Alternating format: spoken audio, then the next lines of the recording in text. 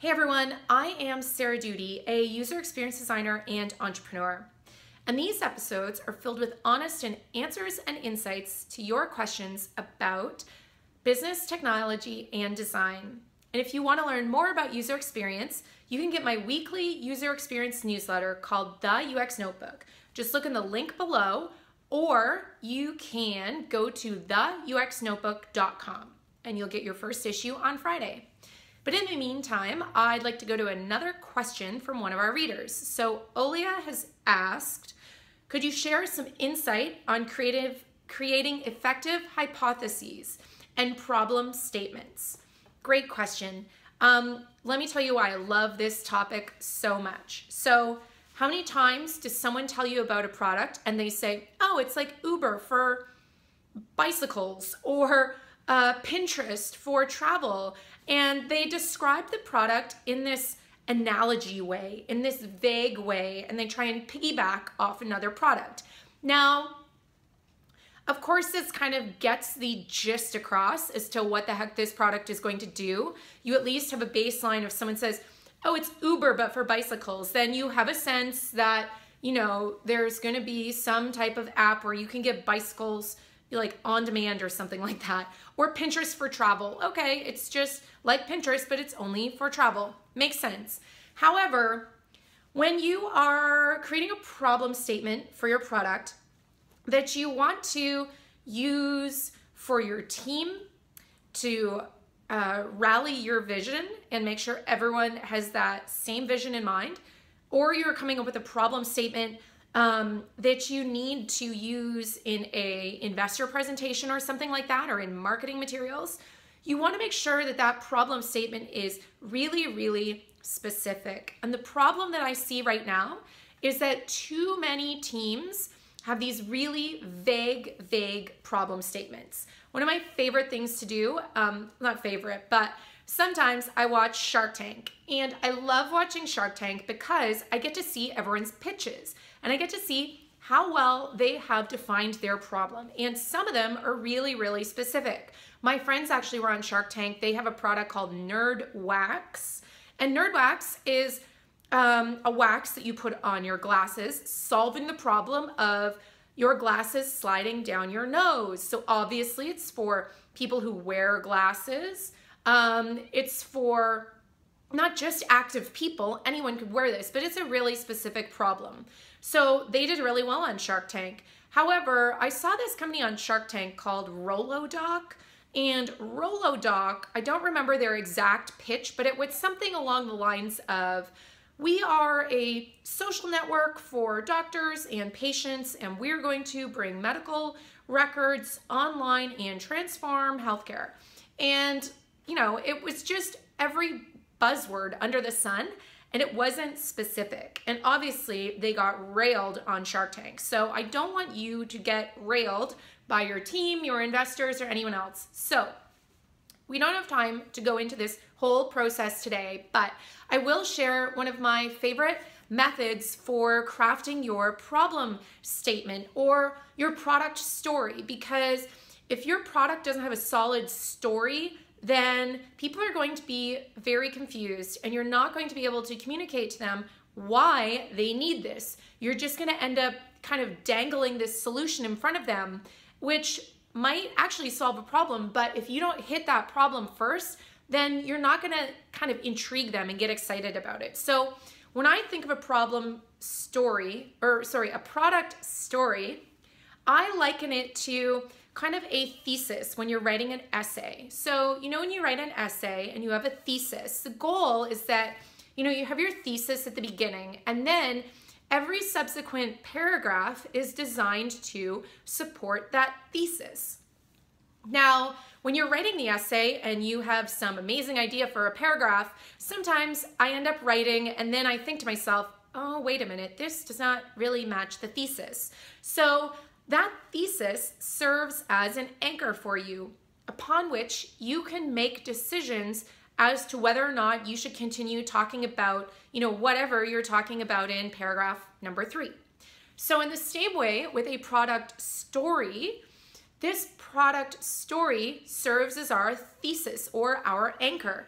And when we have a very strong product story, this allows us this reference point to constantly go back and think to ourselves, okay, does this feature that everyone is really excited about, does this feature map back to that product story or problem statement? And if it doesn't, then don't make it. So you can see how you can begin to use this product story as an aid, I guess, in your decision process as to what you should build. So how do you go about creating a great product story? Well, of course, you would be going off and doing some research. We'll have to talk more about research another day, but research obviously is a huge part of it. But one activity that I have found very, very helpful is an activity that I found in a great article, and we'll link to this article below. But the idea is that you can take this kind of Mad Libs style approach to coming up with a strong opening statement, because most of the time people are under, a time crunch and they just want to know very quickly what that opening line is. What does your product do in one sentence? And I guarantee you, if you can't do this, your whole team is probably going to be very confused as well, and it's going to mess up your product development process. You're going to have a lot of friction, a lot of confusion in meetings. So if you can nail this product story or problem statement, I assure you it's going to help your team be much more aligned. So the sentence goes something like this, and I'm going to read it off so I don't mess it up.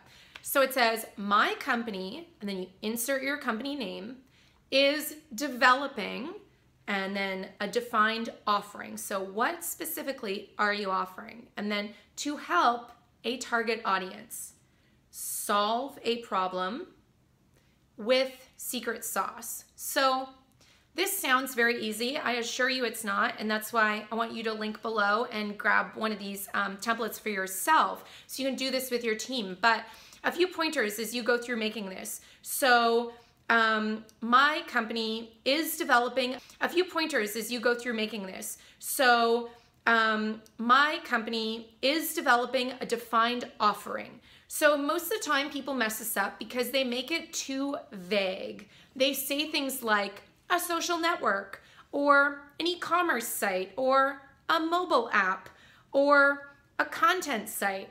Those are way too vague. You have to try and get much more specific. Don't just say something like, my company is developing an app. Well, what the heck does that mean? What type of app is it? Is it a fitness app, a finance app? Say that. Be specific. Don't be vague. To help a target audience. Again, this is another place where teams are far too vague, and I use that as a yellow flag for them not doing enough research. So don't just say something like college students. Say something like college students who are applying for jobs, or stay-at-home moms who also have a side business. Get very specific about your audience, so on and so forth. And by the time you're done this exercise, you'll have this really strong product story that you can tell to your team, to investors, to customers, that will succinctly describe why you are making this product, for whom, and how it's going to solve this problem.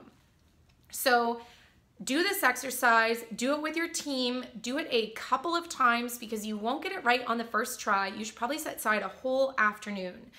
But that's it for today. I hope, Olia, that this helps you and your team create a better hypothesis and problem statement. Now, if you have a question for me, you can find a link below this video, and that's where you can go to a Google form and ask me your question. You can submit that, and we'll put it in the queue that just keeps getting longer and longer, and hopefully answer it in an upcoming episode. But the UX tip of the day is every great product begins with a great story. So, what is your story? Take time to figure that story out with your team, and feel free to share it with me in the comments below or reach out on Twitter. I am at Sarah Doody, Doody on Twitter. And that's it for today. So I will talk to you soon. See you later.